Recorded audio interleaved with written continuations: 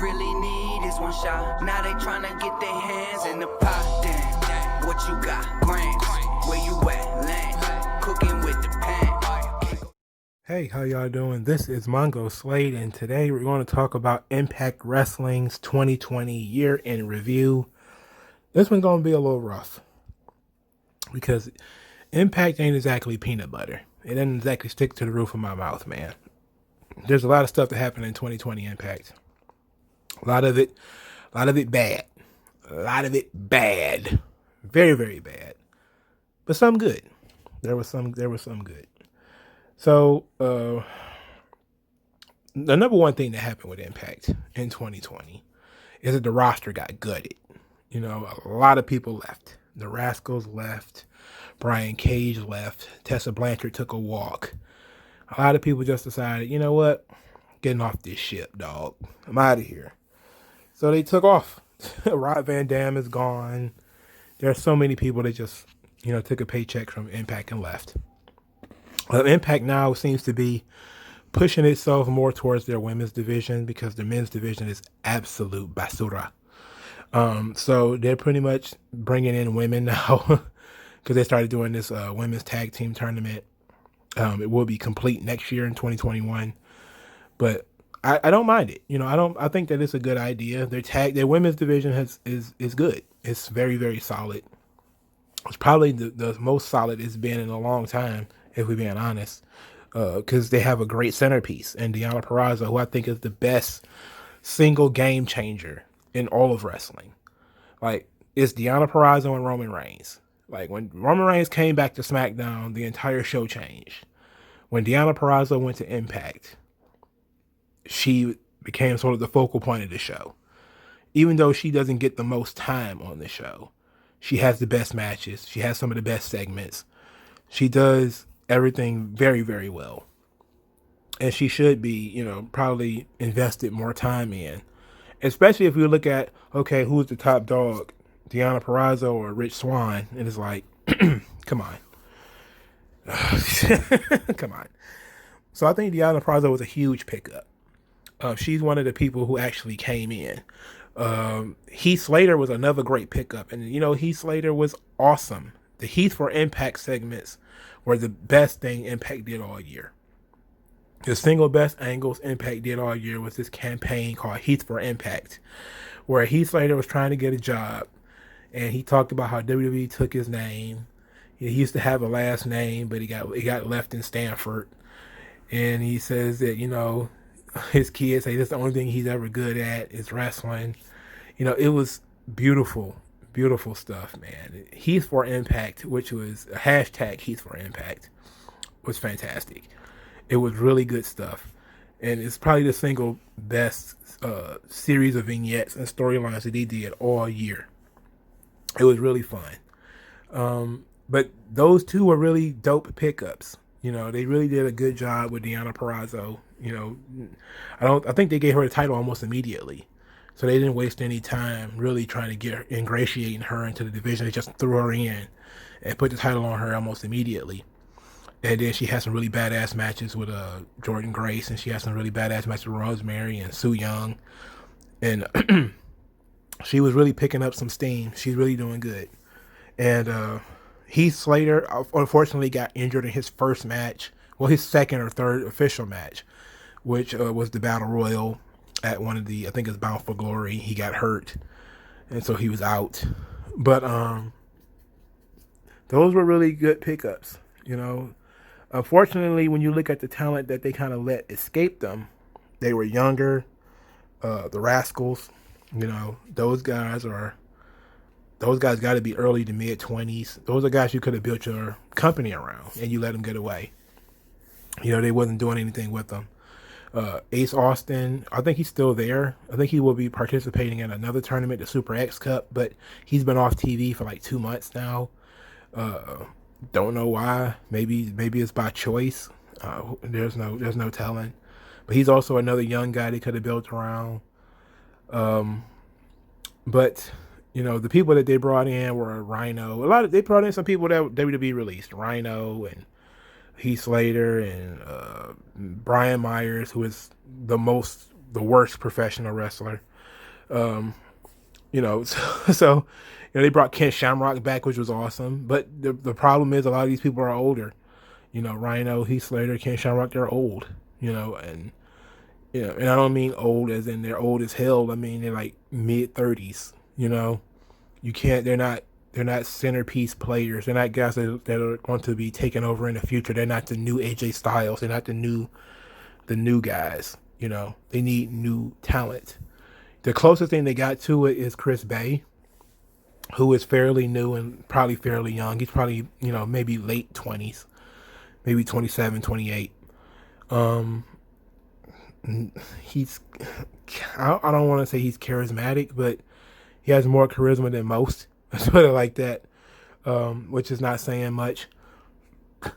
But Willie Mack is also there. And Willie Mack, I don't think he's that old of a guy either.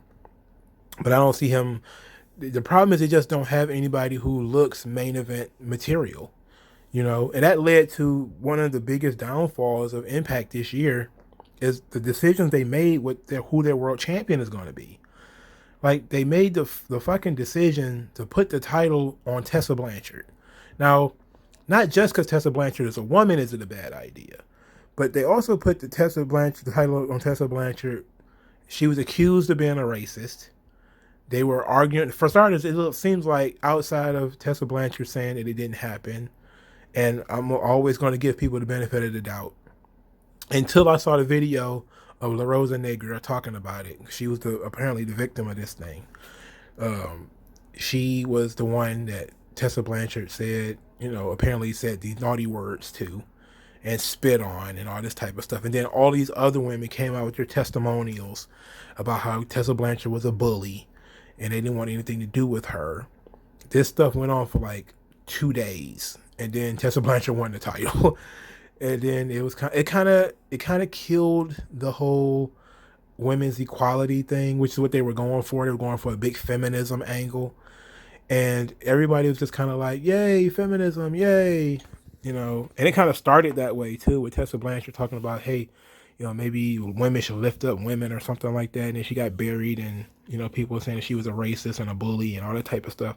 So not only did they put the title on somebody while they was going through that, which I'm guessing you had to go through with it because it was like literally the day before or something like that. It was very tough to be like, we got to pull the plug on this. We're not going to do it. But Sami Callihan was the fucking champion. Sami Callihan is not a main event act. Neither is Tessa Blanchard. So then the pandemic hits and, Tessa disappears. Brian Cage is gone. So they made then Tessa, the person that they were loyal to her. They pushed through all of the negative publicity to put the title on Tessa Blanchard, all the negativity about a woman shouldn't be the world champion. And then on top of that, this specific woman certainly shouldn't be the world champion. Then they pushed through it. And then Tessa Blanchard basically said, fuck them. I'm staying home. I'm not even going to shoot promos for you. Like, she stabbed Impact in the back. Hard. She told Impact to go fuck themselves. Her contract expired. She wasn't coming back to drop the belt, which is all she had to do. She wasn't going to come back to drop the belt. She wasn't going to send in any promos. She wasn't going to do anything. After they went through the trouble of pushing her and putting her in position to succeed. And even when they didn't have to, when they had all the reasons in the world to pull it, they did it anyway. And that's what she did to them. She refused to come to the country just to cut a promo, just to drop the belt. And then they did, they made some stupid decisions. They decided to put the belt on Eddie Edwards, who looks like he ain't worked out since Bush was in office. He wrestles in a t-shirt and jorts. He's got like braids or something like that. Eddie Edwards is not the Eddie Edwards of Impact past. He's completely and totally shot. He seems to be washed up. And then they put the title on Eric Young, who was fresh off of being a loser in WWE, barely on TV, a job guy, bitter, I ripped Eric Young to shreds because he's 38 and thought that he should get a spot, on Raw or SmackDown or something like that. And it's like, dude, you're 40. You're starting your WWE career at 40. Sorry. I get that Sanity was a good thing, and Sanity had legs. It really did. I'm not going to be one of those people that's going to, say he had nothing to offer. But he was 40. Like what more can you do? They're trying to push young guys. At least they're not trying to. They're not trying that hard. But they're not really putting a lot of stock into 36-year-olds, 37-year-olds at the moment. Like they're not. That's one of the things that's kind of holding back Keith Lee. But they weren't putting a lot of stock into people in their late 30s. And for him to be like that bitter and silly, it was stupid. But I digress. Putting the title on Eric Young. Eric Young is not a main event act. He never was. I'm sorry. I know a lot of people seem to think so, but I've never seen Eric Young as his top guy. Eric Young is just, I've never seen anybody accept him as a top guy. When was he ever considered a major player as a top guy? And then from Eric Young to give the title to Rich Swann. It's like, he's not a top guy either. Like, they have no main event players in Impact. They have none. They have no Impact player, to be, no pun intended. They have no game changer. They have nobody where you could put the belt on them, say that they represent your company. They not marred down with, some type of negativity. Impact is also known, has a reputation for being, a place of, Moose and Swan are woman beaters, and Tessa Blanchard is a racist, and Sabby Callahan is a warthog, and all these other people, Ken Shamrock is on steroids. Everybody else is a washout or never made it, or like TJP is a washout, or something like that. Like, they don't have, nobody has an it factor in Impact. And it's partly not their fault, because there's a lot of people who are in AEW right now that would be in Impact right now. There's a lot of people who, might have took their chance in in Impact, but they went to AEW instead, and that left Impact with literally like crumb bums. And yeah, NXT is taking a lot of their talent too. NXT is taking a lot of talent too. But, they also went through the, being censored. I believe they got censored on Twitch. They lost a lot of audience, and they had to change, how they presented the show in order to get back on Twitch.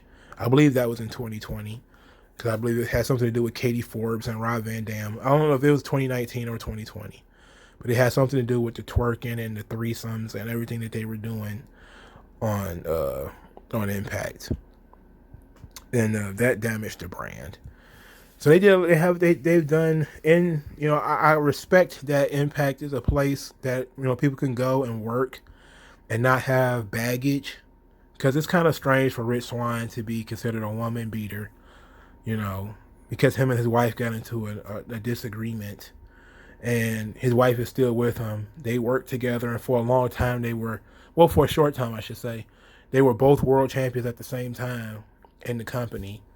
They're still together, and people are still kind of like, he's a woman beater, he's a wife beater, or whatever. And that sucks.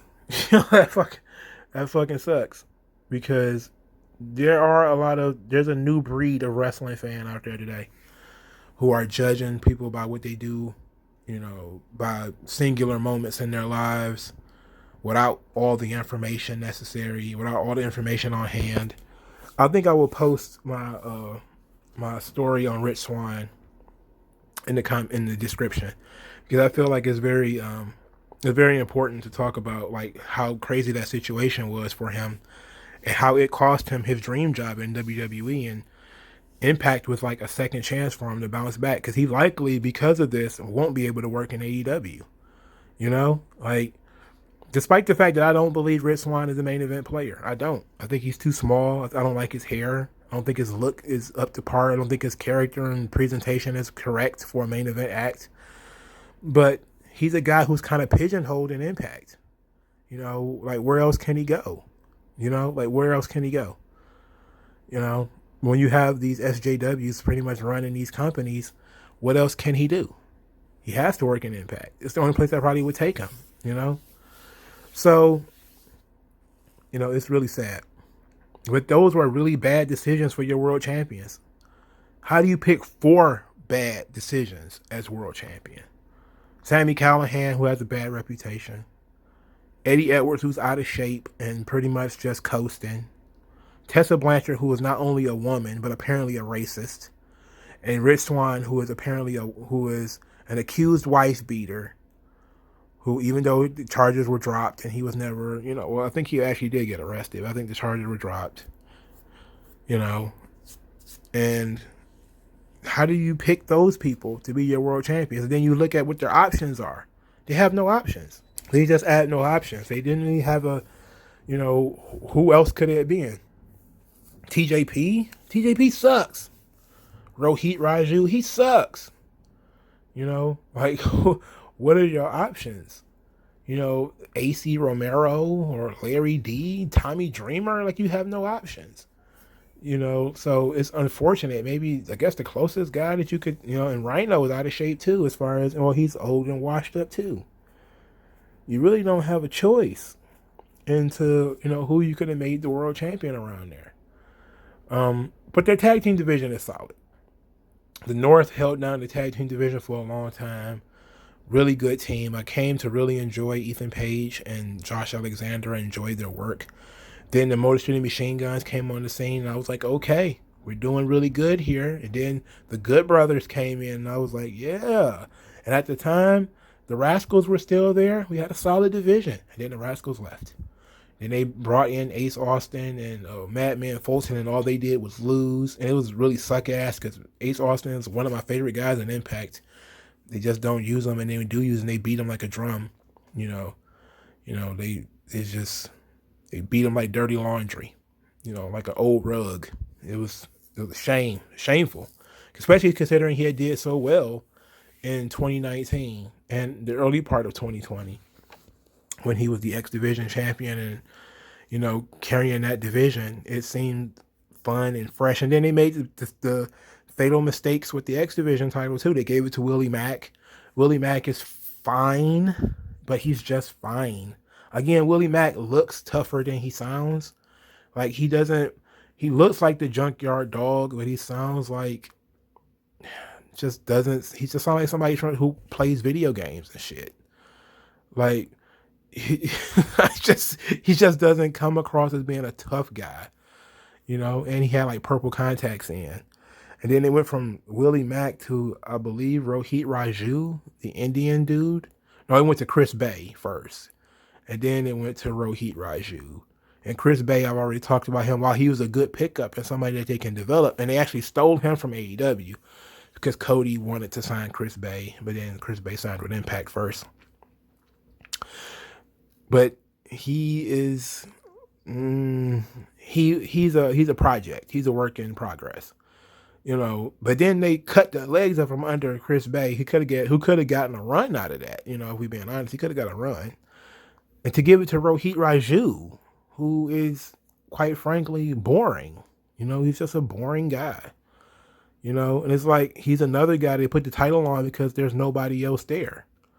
You know, and you can't keep doing that. You can't just, you know, like, it seemed like they only put thought into who the tag team champions were, because the tag team champions actually matters.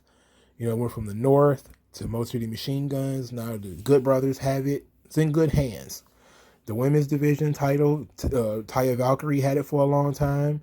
They gave it to Jordan Grace, and then she dropped it to Deonna Purrazzo, who dropped it to Su Yung, who dropped it back to Deonna Purrazzo. So they actually put some thought into some effort into it. It was supposed to be Kylie Rae, but Kylie Rae retired. She no-showed Bound for Glory and then retired. So the Su Yung title run was supposed to go to Kylie Rae. You know, that just happens. But the women's division seemed to have a plan. The tag team division has a plan. That world title, no plan at all. It seemed like it was slapdash. And really, they couldn't do anything because for months and months and months, the world champion was gone. It was Tessa Blanchard, and she was in Mexico. and she wasn't coming back and she wasn't participating or cooperating. So, it was a mess. It was a mess. Another positive is that they did get The Rock to show up to one of their programs. It was a video message of him for Ken Shamrock, which was beautiful, very well done. It was. I think they used it for a Bound for Glory clip show, or a Bound for Glory kickoff show or something. But it was nice that they were able to get The Rock to show up, and they also got Kenny Omega, the invasion, the AEW invasion of Impact, where Kenny Omega brought new eyes to the product, at least for the first 2 weeks, at least for the first 2 weeks, and then it started. The Impact diminished over time. The Impact diminished over time, and not to use a pun or anything, but it hit hard the first week when Don Callis and Kenny Omega first went over there. It was like 40,000 people watching when it was usually 10,000 or 3,000 or something like that, and then it kind of slumped all the way back down to like 10 or 13, where it's still higher than normal, but it wasn't nowhere near the initial the initial number, and it seems to be diminishing every week, the interest in AEW and Impact. But it's going to take time, I guess, in order to really get that to work. But having The Rock and Kenny Omega on your show in the same year is good, but it doesn't help you build any new stars, because Kenny Omega, even if he's on the show every week, he's not going to wrestle on the show every week, for starters. Secondly, he does not sign to Impact. He's not exclusive to Impact. So really, how does that help your brand? It doesn't. It doesn't, you have no stars to promote with all these extra eyes either. So you're going to have Kenny Omega beat Rich Swann for the Impact World title. It's like, oh, that's a grisly situation. that's grisly. I can't imagine seeing that as a dream match. Like Kenny Omega versus Rich Swann is not a dream match. I don't know. Like, I guess for some people, it's just going to be the whole idea of maybe I just never thought I'd see it, and that's why they'll get so excited over it.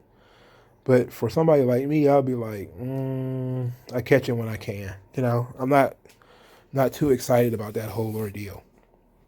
But I am interested in maybe the Good Brothers wrestling some people from AEW, maybe wrestling the Young Bucks or something like that. That might be more interesting to me. But the X Division title is in limbo. TJP has it currently. Well, Manic, who is TJP, has it currently, and that's not fun either. Like that's TJP is like, he's real boring, real boring. It's disgusting. But Impact has really suffered from the pandemic. They lost a lot of talent. They did sign up some people. They signed up mostly older people from WWE who were released. WWE did release some younger talent. Leo Rush was one of the people that they released, but Leo Rush is kind of like enjoying being independent, doing stuff for Japan and doing MLW and stuff like that. And MLW is doing it's kind of competing with Impact for talent. Well, they all are. But, it's very difficult for Impact because nobody's watching the show, so you don't know how the goddamn product is making money. And they're trying anything, and that's why they're just going to let Kenny Omega and AEW come in and take over, But hopefully it does something. It was the biggest angle that they've done all year, outside of putting the title on Tessa Blanchard, which was earlier in the year, which was in like, what was it, January, February maybe even March. But the biggest thing, other than putting the title on Tessa Blanchard, and that ended up blowing up in their face, was, the Kenny Omega stuff. And that was a long stretch of time in between those two. People did get amped for Bound for Glory because The Rock was going to be there, and then they found out it was just a pre-recorded tape segment that they played on the pre-show, And then people watched Bound for Glory, the actual show, and was cringing and complaining about all the ne'er do wells on the roster, like Moose. Well, Impact did do a good job with EC3, the EC3 storyline, which it seemed like EC3 just booked himself to be, control your narrative, and then it led to the very good cinematic Fight Club match with EC3 and Moose. I did enjoy that. I've honestly have not been that disappointed in what's going on with Moose, other than the fact that Moose just isn't the champion and probably should be.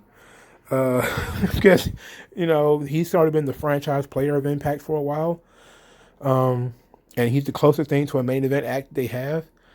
But I did like the EC3 Moose stuff. I liked that was going on around the same time as Heath for Impact. So those things were really good, and they were going on at the same time. It actually got me back watching. What disgusted me was Wrestle House. Wrestle House was absolutely abysmal. It was a reality TV show that featured wrestlers living in a house together, doing really bad comedy and cringe angles. And there was a love subplot, of course, where Larry D was in love with Rosemary and Johnny Bravo was in love with Rosemary. And of course, they tried their best to get attention by doing a murder, where Johnny Bravo got shot. And then they had to do the who done it, who shot Johnny Bravo, and it ended up being the alter ego of Larry D, some guy named Lawrence D, who appears when you spray magic cologne on Larry D. He turns into Lawrence D, and this Lawrence D is the one who shot Johnny Bravo, because he's also in love with Rosemary, and Johnny Bravo was about to marry Rosemary. And then it was resurrections of demons, and I was just, Su Yung got kidnapped by by evil undead bridesmaids. I was just kind of like, I was at a loss. Like, WWE is setting people on fire. So I can't blame Impact too much for going too far, but they've gone into complete and total Cartoonville. Like, Impact and Raw has gone into Cartoonville. Like, they've just gone full cartoon. We're going to set people on fire. We got undead zombie people floating around. We got resurrections of dead priests. We got demonologists. We've got a wrestler pretending to be both a judge and a police officer and a prosecutor. We've got alter egos where you spray cologne on people and they turn into different people. It's just a lot going on in Impact, and it's all silly. And then, of course, you got Johnny Swinger, who is, shout out to Bill Watts' daddy, Bill Wizard's daddy.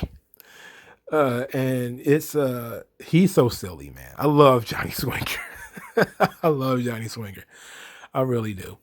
But it seems like Impact is basically a leaky boat. Like, anybody who might have some momentum might be looking for a way to get out of there. I know that Deonna Purrazzo, for a long, basically when she first showed up, she basically said that she's going to hang out in Impact to get back in shape, and then she's going to jump to AEW. That was pretty much what she said, and she didn't make any bones about it. But now it seems like she's going to stick around for a long time, and I hope so, because she deserves it. She did a really good job being the center point of this division, the Knockouts division, the women's division of TNA Impact. And AEW, I think she probably saw that they don't treat the women correctly in AEW, and she probably might be able to get some exposure just by doing some cameos on AEW and being able to wrestle some matches on Dark, or I said Dark. I meant that too, because I doubt she makes Dynamite, because the NWA Women's Champion is also on Dark, wrestles on Dark a lot. But she might be able to get some publicity by wrestling on Dynamite, maybe once or twice. She's going to get more exposure for herself and Impact than she would in AEW, even though she might make more money in AEW. It's a smart decision by Deonna Purrazzo. But a lot of people just basically use Impact as a stepping stone to either WWE, AEW, or somewhere else, or it becomes a rest home for people who've washed out of everywhere else. And that's not exactly fun. It's it's not exactly fun to be like the rest stop for the Rhinos and the Heaths and the Brian Myers and the Tommy Dreamers and the Hornswoggles and the Good Brothers and all these guys who are on the other side of their careers. If you're trying to come up, yeah, it's a good place to be seen. It's televised wrestling. Good place to be seen. If you're a Chris Bay or an Ace Austin, it's a good place to be seen. You can say you've been there, but there you don't really have anybody to work with, or you're working in a basement in front of 3 people. Even if it wasn't a pandemic, there'd be like 30 people in the room. So it wouldn't be like the best thing for your mental health to go in from 200 people outside in a barnyard to 15 people watching on TV. It really doesn't do you any good. Mentally, it's probably crippling. Probably like, you're feeling like you're being hidden, like you've been kidnapped. But Wrestle House is legit some of the worst shit, horse shit that ever been put together on a wrestling show. It was all trash. I forgot as much of Wrestle House as I possibly could, other than Tommy Dreamer yelling "match time," which is cringe. It's cringe. I mean, full body cringe. But I hated Wrestle House. I hated it so much. And I continue to hate it because everything that spins out of Wrestle House continues, like the roll of money. Follow fucking Ba. It's like Hernandez. Like, it's a rest stop for people who are not interesting, who are old. And then the people who are kind of interesting and kind of young and hip or whatever, they don't get a lot of TV time, or they don't have anybody to work with. Like Kiera Hogan and Tashi Steelz. They're a pretty decent little pairing. Young broads or young women, young ladies who are interesting characters, but they have no one to work with, really. Like, who could they really banter with and bounce off of? There's nobody else like them on the roster. So they end up basically talking to each other a lot and then trying to roast Johnny Swinger. But, they need, and I like the tag team division. Hopefully Kiera Hogan and Tasha Steelz will win the tag team titles, and they'll have actually something to do from now on. Because they don't seem to have a problem with bringing in tag teams for these women to work with, and that's a good thing. But that's the better things that's going on about Impact. So there were some good things for Impact. The EC3 and Moose storyline was really good. Heath for Impact was really good. Deonna Purrazzo was really good. I've actually enjoyed Su Yung, and some of the undead supernatural stuff can be a little much. But overall, I don't mind it. Also, don't mind Rosemary in a nutshell. I think that Wrestle House was too much Rosemary. All of the stuff with her and Taya becoming unlikely friends was way too much Rosemary. But whatever. But their world title scene is an absolute disaster.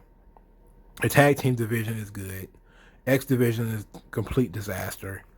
The roster is depleted and gross and weird. And, when your top feud is like Eddie Edwards and Sami Callihan, or Sami Callihan and Ken Shamrock, or, like, when like Eric Young gets a hero's welcome, fresh off of being a jobber in WWE, and you have to treat him like a top star because, by God, you don't seem to have a choice. It's like, I don't believe it. I don't believe this. This is bad.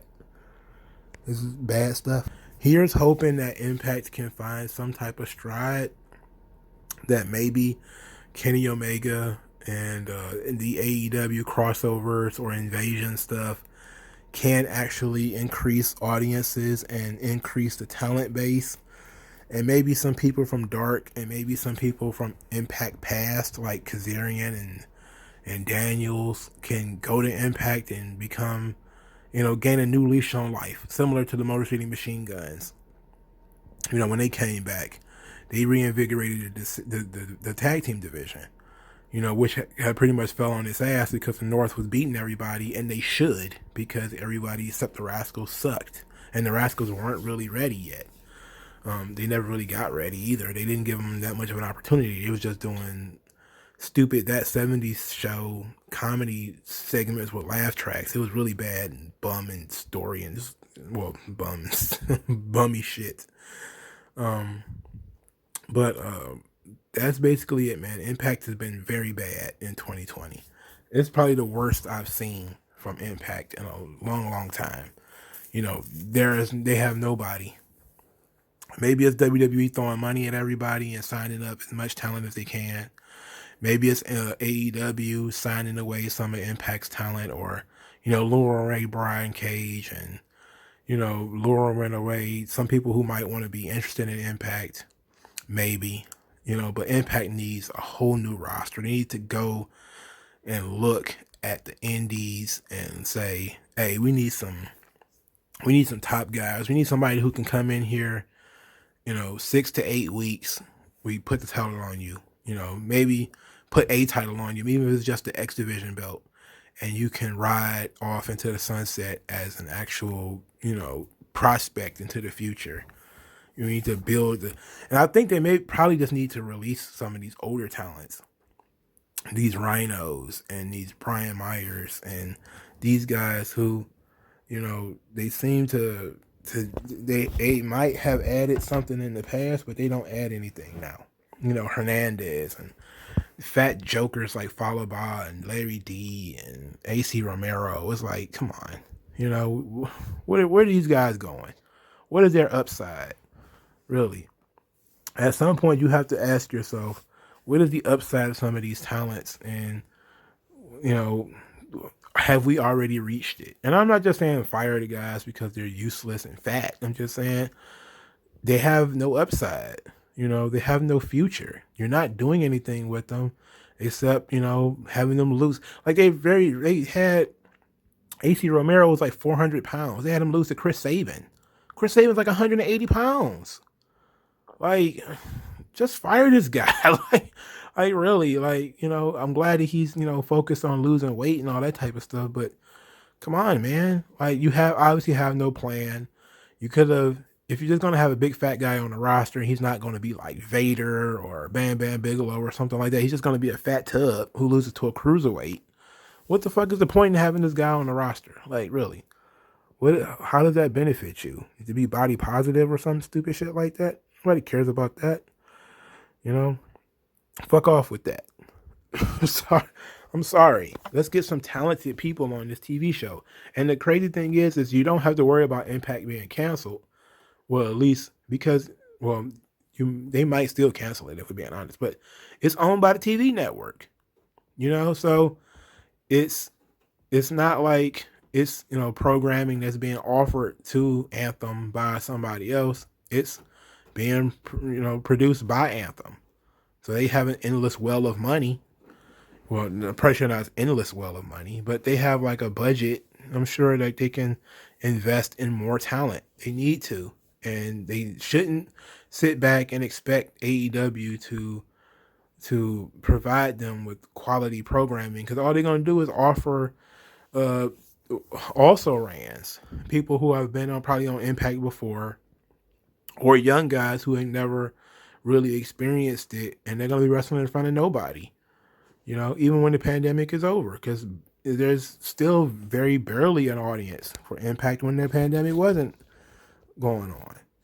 So Impact definitely needs a reboot. They need a full reboot. It sucks. It sucks really bad. They need to get some main event talent.